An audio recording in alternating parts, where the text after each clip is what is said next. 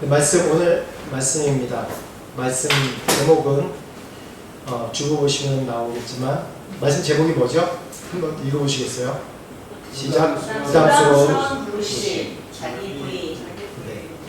오늘 말씀입니다. 부담스러운 부르심, 자기 부인입니다. 마태복음 16장 24절 같이 찾아서 읽어보겠습니다. 마태복음 16장 24절 말씀입니다.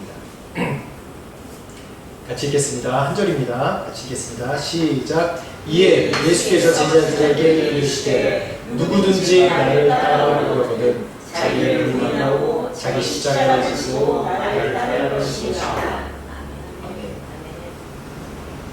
부담스러운 부르심, 자기 부인. 이거 잘 보셔야, 잘 해석해야 됩니다. 자기 부인에서 진짜 my wife가 아니라 내 자신을 부인하는 겁니다. 참 부담스러운 부르심이죠. 근데 영광의 부르심이기도 합니다. 세상 요즘 세상은 자기 PR의 시대이고 또 매스미디어가 또 매스컴이 많이 발달하면서 우리가 광고들이 많이 있어요. 그래서 옛날에는, 지금은 그렇게 못하지만 과대 광고를 해서 다 이제 절제하고 못하게 하지만 옛날에는 과대 광고들이 진짜 많았어요. 진짜 이 효능이 이게 아닌데 이제 어마어마하게 부풀려가지고 사람들이 사게 만들어서 다시 반품하게 만들고, 그런 게 너무 심하니까 이제 과대 광고를 금지하게 했습니다. 그런데도 불구하고 최대한 그 제품을 팔려고, 아니면 자신의 하는 일을 어필하려고 최대한대로 노력해서 자기를 선전하고 거기에 대해서 알립니다. 그러면서 이제 그걸 사는 사람이 만족하는 사람도 있고 또 100% 만족 못하는 사람들도 있죠. 그런 시대에 살고 있습니다. 그래서 뭐든지 할 때는 어떻게 해요? 보암직스럽게, 또 먹음직스럽게, 어제 많이 듣겠죠? 그렇죠?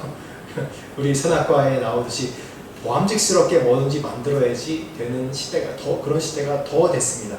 옛날보다 훨씬 더. 그래서 저도 이제 저희 교회에 이제 쇼츠를 계속 올리는데, 쇼츠 올릴 때 의도적인 게 있어요. 이거 영업 비밀인데, 의도적인 게 뭐냐면 밝게 나오게 해요. 밝게 나오게. 쇼츠는 1분 보는 거라서 이제 쇼츠 이렇게 보다 보면 좀 우울하고 이제 교훈을 주는 내용인데, 교훈을 주는 내용 잘 안 보더라고요. 그 짧은 시간에 뭘 그렇게 생각을 많이 하고 싶지 않죠. 그렇기 때문에 그런 거 안 보더라고요, 사람들이. 저 자체도 그걸 안 보는 거예요.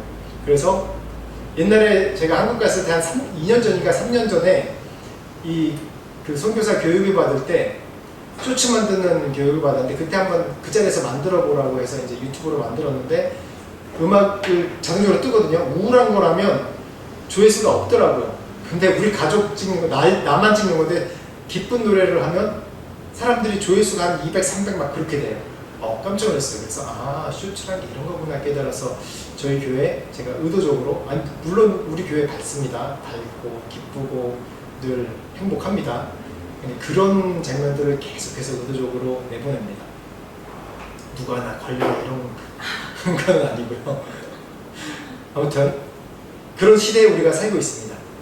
근데 그런 시대에 살고 있는데 참 우리 믿는 그리스도인, 우리 믿는 믿음의 공동체, 우리 예수 믿는 건 참 그렇지 않은 것 같아요. 좀 이게 이런 영업은 정말 이단들이 너무 잘해요.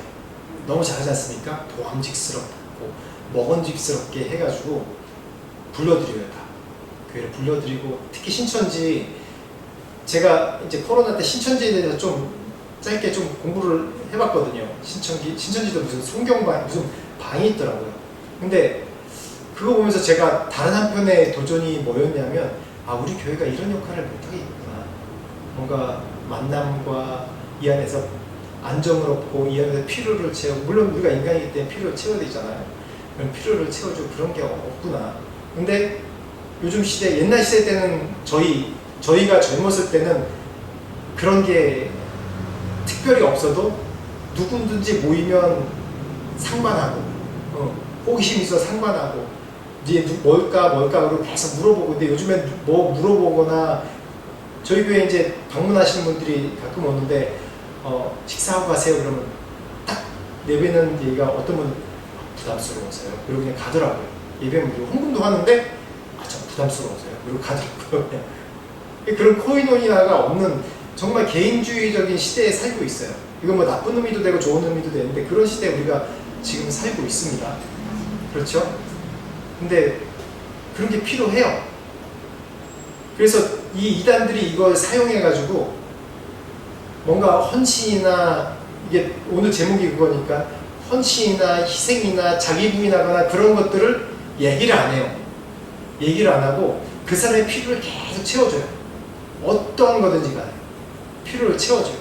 채워주고 나서 본격적으로 성경 공부도 하고 그러면서 본격적으로 그 모임 안에 딱 들어가는 그 정도로 점점 빌드업을 하거든요.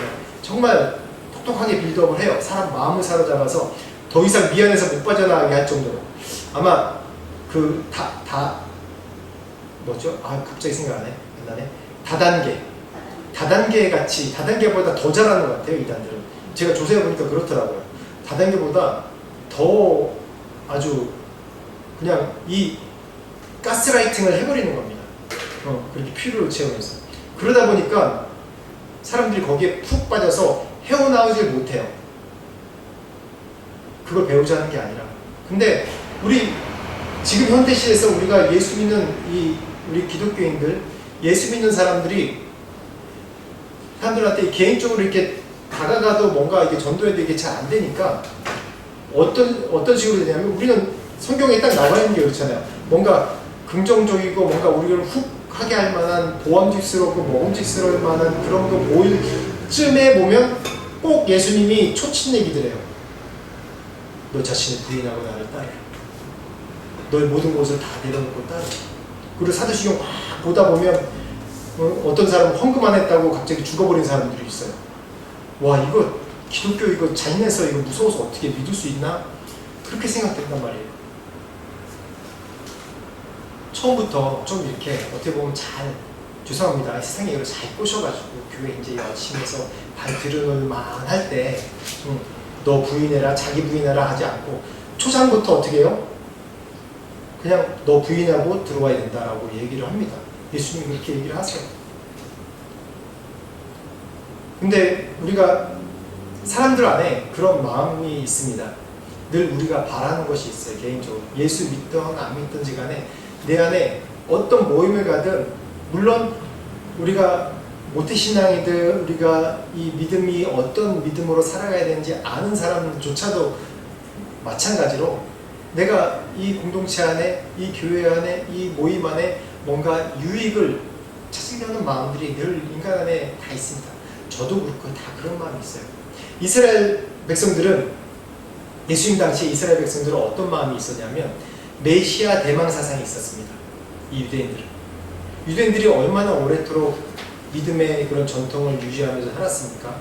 그걸 파보면 믿음의 전통을 유지한 게 아니라 온갖 자신의 욕심으로 점철된 그런 사정이었지만 어쨌든 하나님의 그런 인도하심으로 섭리로 믿음의 유전을 계속해서 유지해 왔던 것이 유대인입니다. 말씀이 있었고요. 예언자들의 그런 선지자들의 예언이 있었고요. 그런 말씀들이 어떤 말씀이었냐면 메시아 대망 사상입니다. 한번 말씀 볼까요? 이들이 어떤 이 예수 메시아에 대한 대망의 사상이 있었는지 이사야서 35장 9절 10절 말씀입니다. 이사야서 35장 9절 10절 말씀. 우리 먼저 찾은 분이 한번 읽어보시겠어요? 이사야서 35장 9절 10절 말씀입니다. 거기에는 사자가 없고 사나운 짐승이 그리로 올라가지 아니하므로 그것을 만나지 못하겠고 오직 구속함을 받은 자나 그리로 행할 것이며 여호와의 속량함을 받은 자들이 돌아오되 노래하며 시온에 이르러 그들의 머리 위에 영영한 희락을 띠고 기쁨과 즐거움을 얻으리니 슬픔과 탄식이 사라지리로다. 네, 그 다음 후의 말씀도 이사야 35장 말씀이 짧은데 메시아가 어떤 모양인지 이 굉장히 모델링이 되는 이 장이에요. 35장. 이스라엘 사람들이 유대인들이 이런 메시아를 꿈꾼 거예요. 근데 예수님이 왔는데 그런 모습입니까? 그런 모습으로 안 보이죠. 이들의 기대는 그게 아니었어요. 근데 예수님이 기적들을 많이 베푸십니다. 예수님께서 처음에 등장하실 때, 공생이 시작하실 때 사람들 안에 퀘스천이 있었어요. 이 사람이 정말 메시아 같기도 하고 아닌 것 같기도 하고, 이 사람이 선지자들이 얘기한 사람 같기도 하고 안 그런 것 같기도 하고. 그런데 분명한 것은 이 유대의 지도자들은 다 이 사람은 죽일 사람이다. 왜냐? 우리의 권력에 도전하는 사람이니까. 근데 사람들이 따라다니면서 어느 때 예수님이 이 모세 얘기한 선지자, 또 선지자들이 얘기한 선지자들이 얘기한 그런 메시아, 이 사람일 거다라는 확신을 언제 가졌는 줄 아세요? 오병이어의 기적 사건으로 이 사람들이 그게 가졌던 거예요. 오병이어의 기적 사건. 희한하게 그 성경에 많은 기적들, 이적, 예수님께서 행하신 이적들이 있는데, 근데 요한복음에는 거의 안 나와요. 근데 오병이어만큼은 이 성경 사복음서, 네 사복음서 다 나와요. 마태복음 14장에 나오고, 마가복음 6장에 나오고, 누가복음 9장에 나오고, 요한복음 6장에 나옵니다. 6장이 굉장히 길거든요. 이 오병이어에 대한 사건의 해석은 다른 성경에는 없어요. 오병이어가 어떤 의미인지에 대해서 이 요한복음에만 쓰여 있어요. 어떤 의미인지. 오병이어가 어떤 의미였냐면, 한번 여러분 상상해 보세요.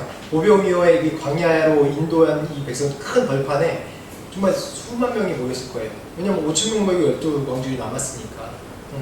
그럼 10,000명, 20,000명만 모여도 얼마나 많습니까? 그러니까 개미떼처럼 많이 보이잖아요. 근데 그곳에서 이 벌판이에요. 그곳이 벌판입니다. 벌판에, 다 보이는 벌판에 있었던 겁니다. 근데 사람들은 예수님께서 기적을 행하고 이적을 행하고 그러시니까 그것 가운데 뭔가 자기도 그러한 도움을 받으려고, 왜냐하면 가난하고 소외된 사람들이기 때문에. 그러니까 하나님은 가난하고 소외된 자들을 채우십니다. 그런 사람들 우선적으로 채우세요. 우선적으로 채우세요. 약한 자들을 채우세요. 우선적으로. 그래서 지금도 이스라엘의 법 가운데는 가장 보살펴야 될 그 부류가 세 부류가 있어요. 누구예요? 고아, 과부, 그리고 나그네. 이 세 부류는 늘 챙겨야 돼요. 이걸 따라하는 게 또 무슬림들이에요. 고아, 과부, 나그네. 이거는 성경에, 이건 최우선순위예요. 이 사람들을, 고아, 과부, 나그네, 이 사람들을 구박하고 몹쓸짓을 하면 죽임당하고 그대로 배반한다고 성경에는 몇 번이가 나와요. 왜냐하면 그 이유가 뭐라고 그래요? 너희들이 출애굽할 때 나그네였지 않냐? 너희들이 애굽에 있을 때 어떤 사람이었냐? 종이었잖아. 너희들이 아비 없는 것, 나라 없는 아비 없는 자처럼 방황하고 유리하던 자가 아니었냐. 그렇기 때문에 너의 일을 생각해. 그래서 고아, 과부, 나그네를 꼭 잘 살펴보고 돌봐줘야 됩니다. 근데 오늘 이 말씀, 방금 말씀인 것처럼 이 광야에서 다 앉아 있습니다. 근데 예수님이 어떻게 해요? 보리떡 오병이어, 보리떡 5개와 물고기 2마리로 해서 5,000명 이상, 장정만 5,000명 이상 모이 12왕족이 남습니다.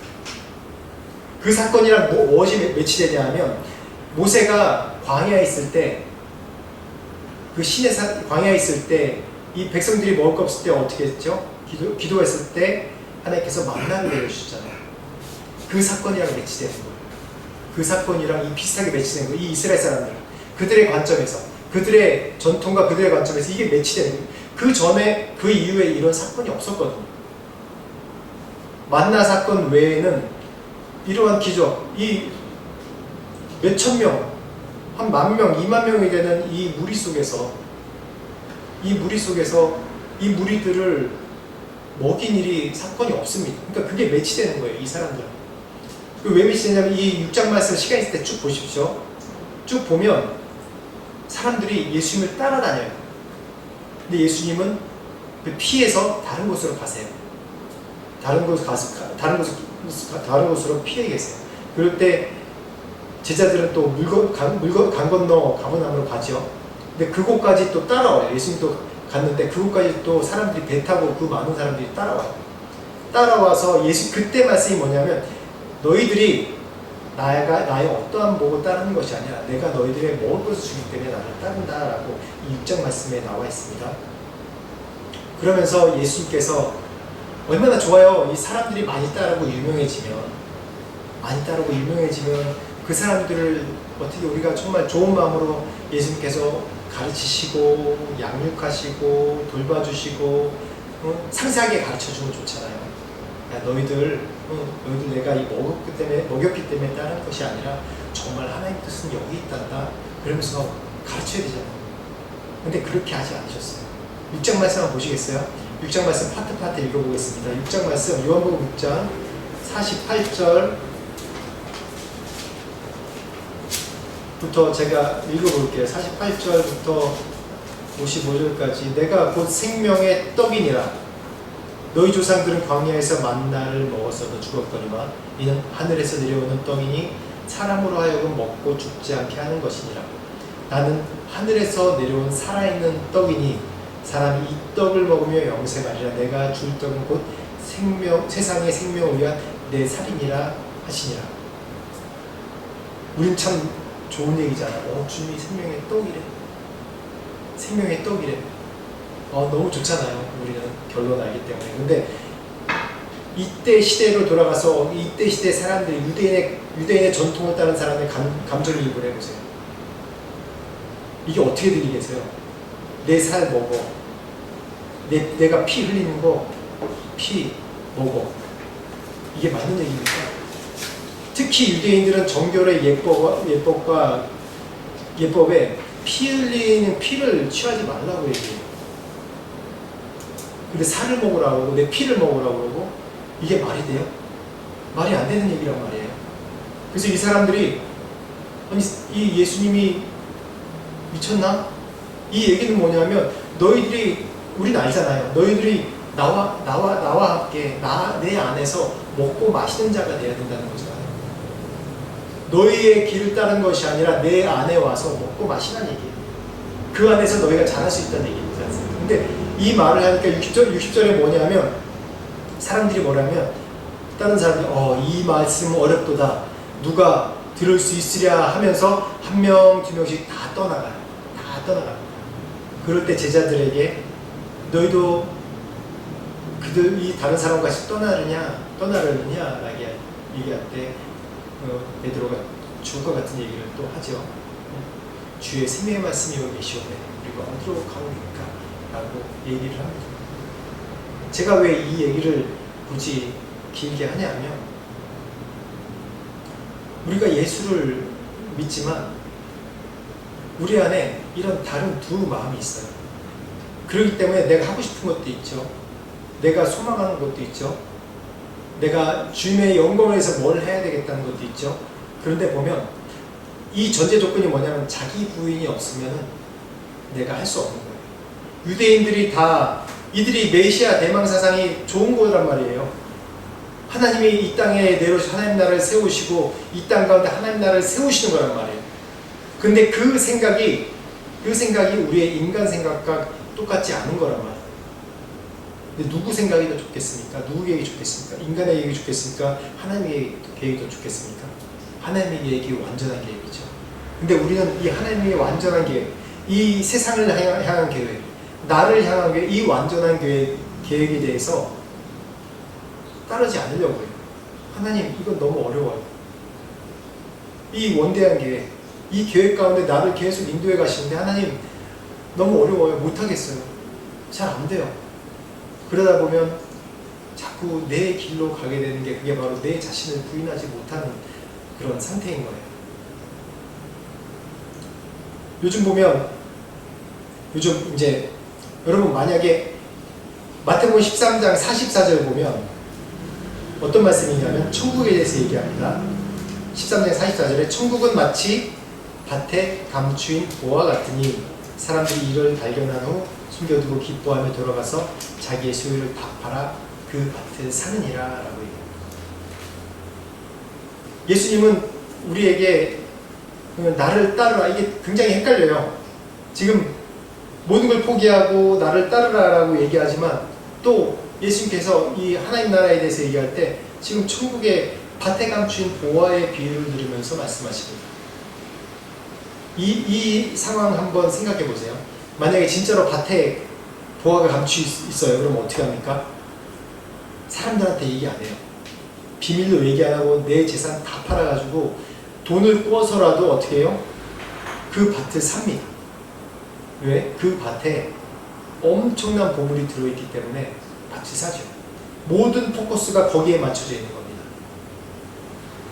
그래서 뭐 하든지 말별 나이 아무 상관없어요. 누가 야 그 밭 다 그 밭에 씨를 심어도 나지 않는다. 다 더러워진 밭. 야 그거 하는데 얼마나 밭을 굽는데 얼마나 어려운데 그걸 하느냐. 네가 뭐 농사를 져봤냐. 얼마나 힘든데 그걸 밭을 사서 뭐 하려고 그러냐. 그 넓은 밭을 네가 집을 지을래 뭐 할래 라고 계속 타박을 해요. 사람들은. 그런데 그 얘기가 귀에 들립니까? 안 들려요. 안 들리고 어떻게 해요? 어떻게든지 간에 무슨 수단과 방법을 가리지 않고 그 밭을 삽니다. 그 밭을 사서 캐내죠. 그 보물을. 그게 바로 천국이죠. 제가 왜 이 얘기하냐면 그 밭을 산 사람은 그 밭에 있는 보화를 아는 사람들은 어떻게 해요? 자기 부인이 되는 거예요.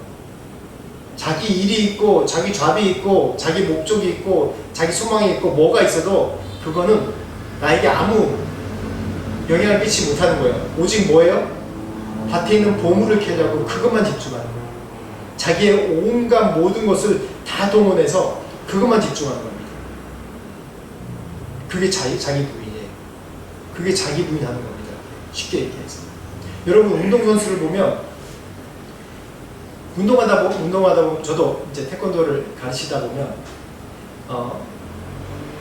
딱 두 부류로 나눌 수 있어요. 취미로 하는 사람 아니면 진짜 선수가 되려고 하는 사람. 이 두 부류로 딱 나눠져요.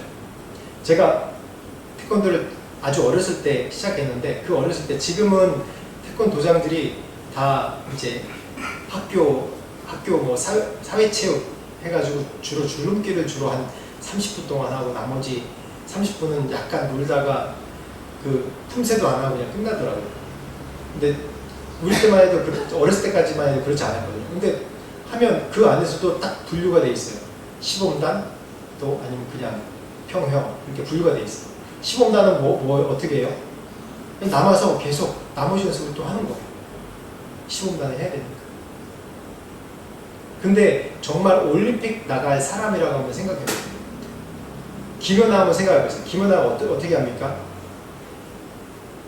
그 어린 나이에 자신의 모든 것을 다 내려놓고 친구 만나는 것, 특히 먹는 것, 이게 빵을 좋아하는데 인터뷰 들어보면 빵을 좋아하는데 빵도 잘 안 먹고 왜냐면 체중 관리를 해야 되기 때문에 이게 점프해서 돌려면 체중 1kg만 늘어도 그 폼이 안 나온대요.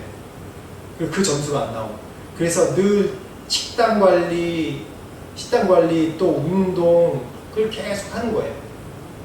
왜 그래요? 올림픽에서 금메달 따려. 자기에게 준 목표가 있잖아요. 목표가 그거니까 다른 건 말걸나요. 보지 않아요. 그래서 어떤 사람이 기자가 질문을 했어요. 아니 연습할 때 힘들지 않습니까? 힘들죠. 근데 뭐 어떤 생각으로 이렇게 연습을 합니까? 그러니까 뭐라고 그래요? 유명한 얘기잖아요. 그냥 연습 그냥 하는 거지 뭘 생각을 해요? 뭐 그거예요.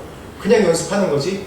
그러니까 그거 얘기 들으면서 어떤 생각이 드냐면 야 철저하게 자기 부인이 돼가지고 자기가 없는 사람이구나 저 김연아.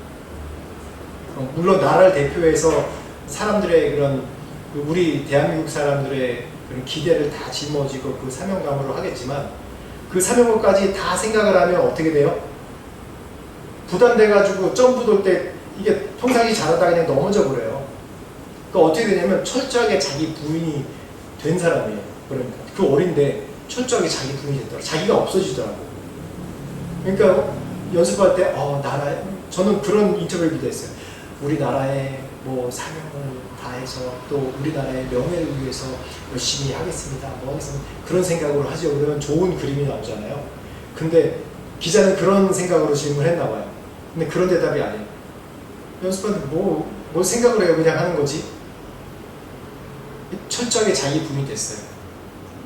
그 새벽부터 일어나서 연습을 하고 새벽부터 일어나서 전부 돌고 다리가 다쳐도 울면서도 또 하고 또 하고 또 하고 계속 얼마나 노력하는지. 근데 그렇게 할 수 있는 게 뭐예요? 자기의 목표가 있기 때문에. 정확한 목표가 있기 때문에. 우리가 믿음의 사람만이 자기가 예수 믿고 목표가 있기 때문에 자기 부인이 되는 게 아니란 말이에요. 세상의 사람들도, 세상에 우리가 내 일을 위해서도, 여러분 한 번씩 다 그걸 경험해 보셨잖아요. 한 번씩 다 그걸 경험해 보셨잖아요. 그걸 경험해 보지 않은 사람은 앞으로 그런 걸 해야 돼요.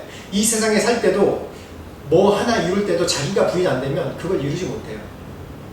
그냥 사람들한테 따라가다 보면 결국은 망해요. 결국은 자기 소망을 이루는 것이 아니라 결국은 그냥 그저 그런 삶을 살다가 죽는 거예요. 그런 삶을 살게 되는 거예요. 이스라엘 백성들이 그렇지 않습니까? 출애굽 광야 1세대는 어떻습니까? 다 죽어서 가나안으로 못 들어왔잖아요. 그들의 인생을 한마디로 딱 요약하면 뭐냐면 그냥 못에 따라다니다가 잘 먹고 잘 살다가 죽었더라. 끝. 여러분 인생도 그런 인생 되고 싶으세요? 여러분 하고 싶은 대로 하다가 그냥 누구 잘하니까 못에 따라다니다가 잘 먹고 살다가 죽는 인생 되고 싶으세요? 그럼 그렇게 하세요. 그 인생이 만족하다고. 그들이 다 천국 갔을까요? 잘 모르겠어요. 잘 모르겠어요. 천국 갔다고 얘기 안 하니까 잘 모르겠어요. 그래서 여러분, 제가 이 자기 부인하는 그런 전제에 대해서 이 장황하게 길게 늘어뜨렸어요. 여러 가지 얘기를 하면서. 교회 올 때 자기 부인이 안 되면 안 돼요. 내가 예수 믿는다고 결정할 때 자기 부인 하지 않으면 안 돼요. 교회 오면 물론 코이노니아 너무 중요합니다.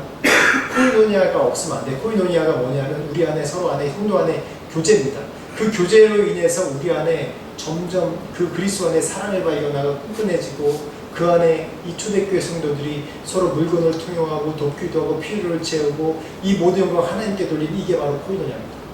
없으면 안 돼요. 근데 이 안에 우리 중심 내 자신을 부인하고 예수님을 따르는 게 없으면 코이노니아도 안 됩니다. 왠지 아세요? 초대교회 성도들이 어떻게 했어요? 내 것을 내 것이라 여기지 않고 어떻게? 다 내놓고 물건을 통용하며 서로의 필요를 채우니까 그 가운데 핍절한 사람이 없더라라고 분명히 성경 말씀에 나옵니다. 이게 바로 코이노니아예요. 여러분 교회 나와서 그냥 마음 맞는 사람들끼리 이게 서로 얘기하고 대화하고 뭐 웃고 떠들고 맛있는 거 주니까 먹고 이게 코이노니아인 줄 아세요? 아니에요. 이게 코이노니아, 이게 이 안에 교제는 되지만 이게 정말 하나님께서 원하시는 그런 그림은 아니란 말이에요. 정확하게. 근데 그것을 원해서 그것만 원해서 나온 사람들이 있어요. 처음에 그렇게 나오겠죠. 그렇게 나오겠죠. 근데 정말 정확한 것은 내 부인이 없으면 안 되는 거예요. 자기 부인이. 초대교회를 보십시오. 이 사람들이 한 사람 한 사람 성령 충만하고 예수 그리스도를 만나니까 어떻게 돼요? 자기 부인을 하는 거예요. 내 것을 내 것이라 여기지 않고 어떻게 해요? 다 이 공동체에 내놓고 서로 돕고 필요한 사람이 필요한 사람 돕고 그러면서 이 모임이 점점 부흥하는 거예요. 그런 모습 보면서 서로 도전받는 거예요. 내가 주님을 위해서 이렇게 살자. 내 이곳에 왔습니다. 물건 있는 사람은 물건 없는 사람들 도와주기도 하고 마음이 어려운 사람은 서로 기도하고 격려하고 하면서 모임을 세워나가는 거예요. 이게 바로 자기 부인이에요. 그래서 이 가운데 진정한 하나님의 영광이 계속 나타나는 거예요. 이 교회 공동체 가운데, 교회 가운데. 이게 바로 교회를 교회답게 하는 거고 이게 바로 예배를 예배답게 하는 거예요. 여러분 자기 부인이 안 되면 어떤 줄 아세요? 교회에 나와도 내가 이 안에 뭔가 유익을 취할까 그러고 앉아있는 거예요. 자기 부인이 안 돼요. 내가 예수님 앞에서 철저하게 내 삶과 내 시간과 내 목표와 내 삶의 목표를 희생할 마음이 없이 교회 나오면 그냥 이렇게 다니는 거예요. 교회에서 이 교회, 특히 이 교회 안에서 서로 이 성도들 간에 이제 싸울 때 보면, 말싸움할 때 보면 가장 무서운 게 뭐냐면 말씀으로 서로 싸우는 게 가장 무섭대요. 왜냐하면 부부간에도 이 교회 안에 있는 부부들도 서로 말씀으로 싸울 때 어떡합니까? 우리 부부들도 같이 그러는데 사랑하라고 그러는데 성도는 사랑하는 척하면서 남편 사랑 못해? 그런 식으로 막 구박도 하고 성도 안에 서로 안에 싸우는 게 참 무서워요. 말씀 갖고 싸우니까. 말씀을 그렇게 이용하라는 거 아닌데 머리만 커가지고 실제로 삶을 그렇게 살지 못하면서 그런 식으로 싸우는 겁니다. 이 자기 부인할 수 있는 것은, 자기 부인할 수 있는 가장 첫 번째 스텝은 뭐냐면 내가 죄인이라고 고백해야 돼요. 내 자신이 죄인이라고 생각 못하면 자기 부인이 절대 안 됩니다. 절대 안 돼요. 이 예수 믿는 거는 내가 죄인이라고 생각 안 하면은 자기 부인이 안 됩니다. 많은 다른 종교들, 다른 모임들은 보면 뭔가 내가 그 모임과 공동체를 위해서 노력해야 되고 희생해야 되고 뭘 베풀어야지 그 공동체 가운데 인정을 받습니다. 자기 부인이 아니라 자기 호주머니를 내놔야 돼요. 근데 기독교 공동체는요, 우리 예수 믿는 공동체는요, 내가 죄인임을 철저하게 인식하지 않으면 안 돼요. 제가 저번 주에 설교할 때 말씀드렸죠. 팀 켈러의 탕부 이야기 책을 보면, 여기도 탕부 이야기 책 꽂혀 있죠. 탕부 이야기 책을 보면 그 타락해서 미리 재산을 받아가지고 나가서 재산을 다 탕진한 탕자와 그 형의 이야기가 나오죠. 탕자는 어떤 그리스도인이라고 했어요? 소비적인 그리스도인이라고 하고, 또 이 형은 뭐라고 그랬어요? 자기 공로주의에 있는 그리스도인이라고 했어요. 죄인된 마음이 없는 거예요. 내 부족한 마음이 없는 거예요. 내가 교회에서 이렇게 나와서 열심히 봉사하고 이렇게 나와서 열심히 내가 헌금을 하고 그랬는데 이 교회에 와서 이 공동체는 뭐 내가 어느 정도 이제 말빨이 있어야 되지? 죄인이라는 생각이 없는 거예요. 죄인이라는 생각이 없으면 내가 은혜 받고 있다는 생각이 없어요. 은혜 받고 있다는 생각이 없으면 어떤지 아세요? 내가 누리는 게 당연하다고 생각해요. 내게 주시는 은혜가 당연하다고 생각해요. 그런 사람들한테 변화가 있겠습니까? 그런 사람들한테 예수의 복음이 들어오겠어요? 안 들어와요. 철저하게 자기 부인, 첫 번째로 내 자신이 죄인이라는 것을 인정해야 돼요. 근데 우리는 항상 보면 죄인이라고 고백하면서도 보면 늘 내 삶의 태도는 죄인이라고 얘기하면서 또 삶의 태도는 자꾸 예전의 삶으로 돌아가려고 해요. 근데 정말 중요한 건 예전 삶으로 돌아가더라도 계속해서 하나님 용서해 주세요, 하나님 도와주세요 라고 계속 기도해야 됩니다. 우리 삶이 금방 안 바뀌어요. 우리 죄인에서 금방 바뀌지 않습니다. 우리가 운전할 때 내비게이션 없는 시대에 이제 운전할 때 항상 가던 길이 있어요. 매일마다. 저는 지금 저쪽 집에서 우리 교회 오면 여기는 그냥 눈 감고도 와요. 그래서 제가 안경 안 끼고 아침에는 그냥 운전하고 올 때가 많아요. 그래도 잘 안 보여도 매일 다니는 길이니까, 매일 새벽교회니까 매일 다니는 길이니까 그냥 가요. 근데 다른 데 가다 보면 이 같은 길을 딱 가다 보면 직진해야 되는데 이쪽 41쪽에서 꼭 턴을 해요. 이 길이 아니지. 그리고 다시 이쪽으로 돌아서 다시 나가기도 하고. 근데 그게 뭐예요? 버릇이에요, 버릇. 내 습관이 그렇게 된 거예요. 우리의 원래 습관은 뭡니까? 원래 모습은 뭐예요? 죄인이에요. 죄인이기 때문에 우리가 이게 금방 안 바뀌어요. 자꾸 실수하고 자꾸 넘어집니다. 자꾸 실수하고 자꾸 넘어져. 여러분 저기 뒤에 보면 저기 뭐죠? 시계가 있죠. 여러분 몇 시에요? 그러면 이렇게 보고 이렇게 보지만 옛날엔 이게 없을 때는 몇 시에요? 그럼 뒤를 돌아봐요. 뒤를 돌아봐서. 근데 제가 저 시계를 이쪽에 넘겨놓겠습니다. 그리고 시계를 여기다 옮겨놓는다고 광고를 해요. 그렇죠? 딱 광고를 해요. 아니 여기 안 보니까 이쪽에 넘겨놔야겠다. 광고를 해요. 그러면 시계 어디 있어요? 그럼 사람들이 볼 때 어떻게 해요? 뒤를 돌아보죠. 습관적으로. 뒤에 항상 있으니까. 그게 우리의 습관이에요. 그러면 그러다 생각났어. 여길 봐야 되네. 우리 구원받은 성도들은 어떻게 할 줄 알아요. 내가 죄라는 것도 알고 죄인이라는 것도 알아요. 그래서 실수했네? 그리고 다시 이쪽으로 봅니다. 근데 사단은 어떻게 우리를 괴롭히냐면, 야, 너 그렇게 까막눈이냐? 아니, 그렇게 까말고기 먹었냐? 야, 그것도 잊어버려? 그 다음 주에 또 시계 보는데 또 이쪽 안 보고 저쪽 봐. 그럼 내 안에 계속 정죄가 일어나요. 난 어쩔 수 없어. 이것도 기억 못하고, 이것도 기억 못하고, 난 바본가 봐. 그리고 스스로 계속 정죄해. 근데, 자기 부인할 때 죄인으로 자기를 인식하는 것도 중요하지만, 그게 인식이 자기 애로 들어가면 어떻게 되는 줄 아세요? 자꾸 사탄 이런 식으로 공격해요. 야, 너 계속 실수하네. 바보네. 야, 그런 사람이 어떻게 네가 교회에 다닐 수 있어? 그냥 죄짓네. 그러면서 점점 더 예수님을 멀게 하는 거예요. 그게 점점점 더 가면 우울증에 빠지고 자기 스스로 목숨 끊는 자살까지 가는 겁니다. 사단은 우리가 하나님 형상으로 만들어졌기 때문에 하나님 형상인 하나님과 대적하는 게 사단이잖아요. 하나님 형상인 우리를 계속해서 공격하는 거예요. 그렇게. 자기 부인을 넘어하다 보면 자기 부인하라는 건 하나님 앞에 자기 부인하라는 거지, 자기 스스로 자기 부인을 계속하면서 나를 침륜 가운데 빠지게 하는 게 아닙니다. 내가 실수했잖아요. 다시 고치면 되죠. 100번 실수하잖아요. 다시 고치면 되죠. 다시 하나님께로 돌아오는, 그게 다시 하나님께로 돌아오는 겁니다. 철저하게 자기 부인이 있어야 되지만은 하나님 앞에 계속해서 내가 주님 앞에 돌아오는, 늘 실수하고. 그래서 우리가 어떤 게 필요하냐면 계속해서 습관 훈련이 필요해. 경건 훈련이 계속 필요한 겁니다.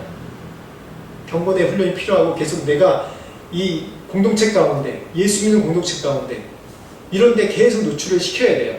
그러다 보면 내가 계속 나도 모르게 계속 바뀌어가요. 내 언어 생활이나 생각하는 습관이나 그게 점점 바뀌어가는 겁니다. 제가 몇 주 전에, 3주 전인가 한 달 전인가 제가 말씀 나눌 때 얘기했죠. 이 습관에 대해서 바뀔 때 신호, 반응, 보상, 이런 습관의 체계라고 얘기했죠. 제일 처음에는 내가 죄인이라는 거, 내 자신에 문제가 있다는 거, 내 습관에 내가 경건 생활에 문제 있다는 걸 인식하고, 그리고 계속 내 습관이 어디서부터 문제인지, 어떤 상황 가운데 있을 때 내가 죄로 돌아가는지에 대해서 자꾸 보는 거예요. 그럴 때 자꾸 이걸 습관을 바꿔나가려고, 이 경건의 습관으로 바꿔나가려고 노력해야지. 그러한 게 보면 예배고 기도고 찬양이고 내가 말씀 듣고 그러는 거예요. 그런데 자꾸 노출해야지 내 죄된 습관 가운데서 점점 하나둘씩 돌아가는 거예요. 바울도 이 율법에 정통한 사람인데도 불구하고, 이가 기독교를 핍박했던 사람 아니에요. 그때 당시 초대교회를 핍박했던 사람 아니에요. 근데 예수를 만나고 어떻게 했어요? 한 다소와 아라비아에서 10여 년 동안 훈련을 받았어요. 그리고 다시 본격적으로 복음 전도의 사명을 감당하는 사람이었거든요. 하물며 우린 어떻겠어요? 내가 예수 믿었다고, 내가 성경 말씀을 몇 번 통독을 했다고 그게 단시간에 한 달, 두 달 만에 바뀌어요? 절대 안 바뀝니다. 내가 살아온 게 있기 때문에 절대 안 바뀌어요. 그런 사람은 아무도 없어요. 왜냐하면 내 안에 자아가 있잖아요. 평생 살아온 내 자아에 훈련된, 어떤 환경에서 살아온 거에 따라서 그 자아가 그대로 형성되는 거예요. 그렇기 때문에 계속 이 공동체 가운데, 또 이 말씀 가운데, 예배 가운데 계속 나를 노출해야 되는 거예요. 그게 1년에 다 바뀌지 않아요. 2년, 3년, 5년, 10년 내가 살아온 날수만큼 계속 바뀌어야 될 수도 있어요. 그렇게 내 노력은 계속 그거 가운데 노출시켜야 되는 거예요. 내가 내 스스로 정죄하는 상황 가운데 노출되는 게 아니라 계속 이 그리스도의 몸 가운데 계속해서 노출해야 되는 거예요. 그러면서 이 가운데서 어떻게 내 부인하고 자기 부인하고 어떻게 부르심 따라가고, 그런 걸 계속 훈련돼야지 내가 참된 그리스도인으로서 내가 바뀌어가는 내 모습을 볼 수 있습니다. 우리 인생은요, 존 스토트가 목사님이 얘기했는데 기독교인의 삶은 직선이 아니라 나선이라고 그렇게 책에 나오더라고요. 기독교인의 삶은 직선이 아니라 나선이래요. 나선이 뭔지알아요? 나선은 어떻게 해요? 직선 계속해서 직진해서 올라가잖아요. 나선은 올라가는 것 같은데 제자리인 것 같아요. 올라가는 것 같아요. 제자리인 것 같아요. 인식을 못해요. 계속 뺑글뺑글 도는 것 같아요.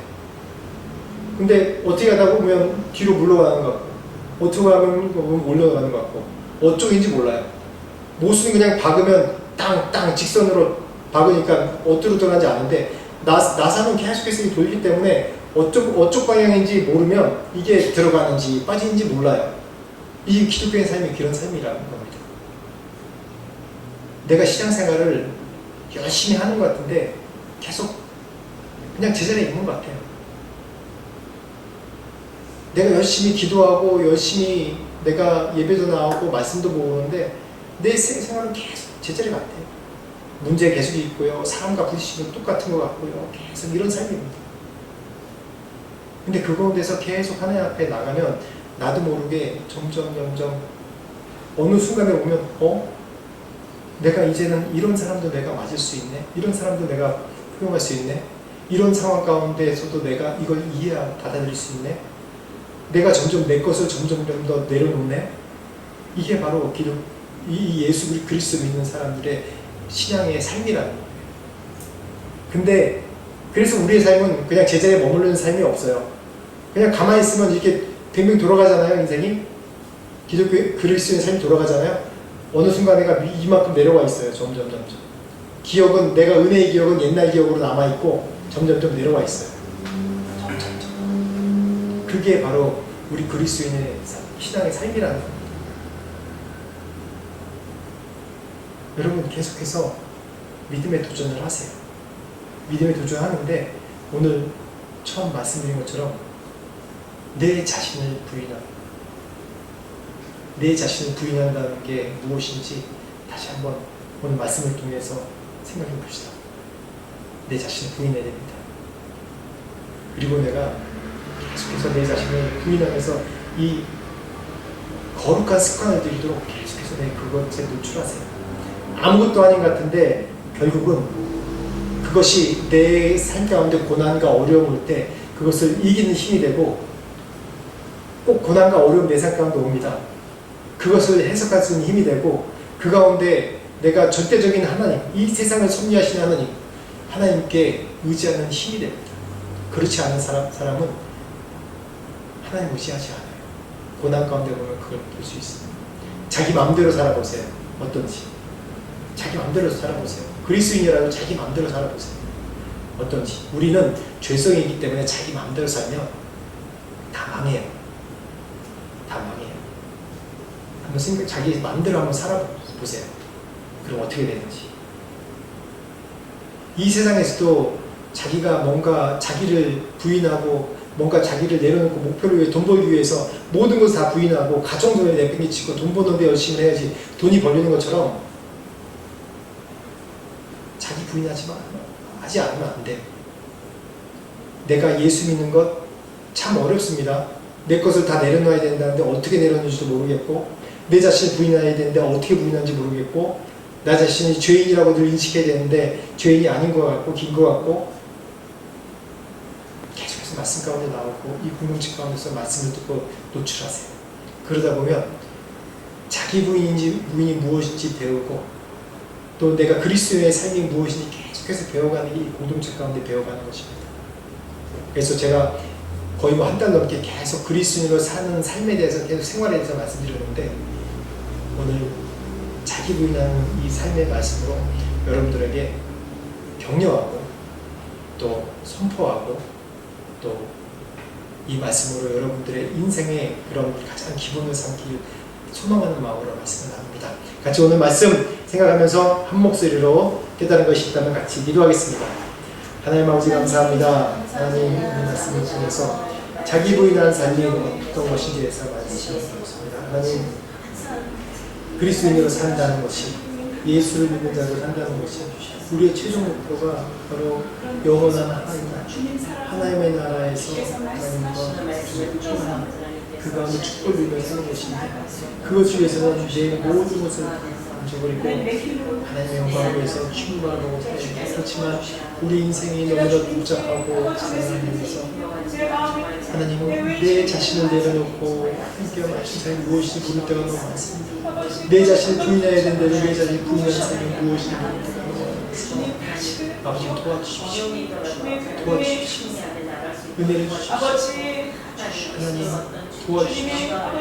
은혜를 주십시오. 도와주십시오. 내가 참 그리스도인으로 하루하루 자라게 하시옵소서. 당장 정말 당장 내가 편하지는 않겠지만 계속해서 내가 그리스도 안에서 내가 믿음의 삶을 따르려고 유력하면서 주의 바람을 살고 계속해서 이끌어주십시오. 이끌어 주십시오. 예수 그리스도로 이끌어주시고 세워주십시오. 주님 수고합니다. 함께 하시고 역사해 주십시오. 하나님 아버지 감사합니다. 오늘 말씀 통해서 자기 부인하는 삶이 무엇인지 참 그리스도의 삶이 무엇인지에서 말씀을 나눴습니다. 하나님 참으로 우리의 본성으로는 내 자신을 부인하고 주님을 따르는 삶이 쉽지 않습니다. 아무리 천국이 우리에게 주어진다고 하고 영생이 우리에게 주어진다고 말씀해도 그것이 너무나도 먼 것처럼 느껴집니다. 실제로 내 삶 가운데는 고난과 어려움과 하고 싶은 것도 너무나도 많습니다. 아버지 그렇지만 그 가운데서 참 예수님이 내 삶 가운데 원하신 삶이 무엇인지 알아가게 하시고 내 자신을 나타내고 내 자신대로 원하는 대로 사는 삶이 아니라 철저하게 하나님 앞에서 예수 그리스도 앞에서 내 자신을 부인하며 말씀 가운데 나를 이끄시는 삶으로 살 수 있도록 하나님 도와주시옵소서. 우리의 삶 가운데 너무 고난과 걱정과 근심 갈등이 많습니다. 그런 모든 것들을 주님 앞에 내려놓기 원합니다. 그런 것 또한 내 자신의 걱정도 내려놓는 것 또한 하나님 내 자신을 부인하는 것인데 이 모든 것 다 맡겨드리고 참된 평안과 참된 복된 삶을 누릴 수 있는 우리 모두가 될 수 있도록 축복하여 주시옵소서. 지금은 우리 주 예수 그리스도의 은혜와 하나님 아버지의 무한하신 사랑과 성령님의 감화감동 역사하시니 철저하게 자신을 부인하고 내 삶을 주께 올려드리며 주님을 따라가기로 결정하는 모든 자들에게 지금부터 영원토록 함께 하시기를 간절히 축원하옵나이다.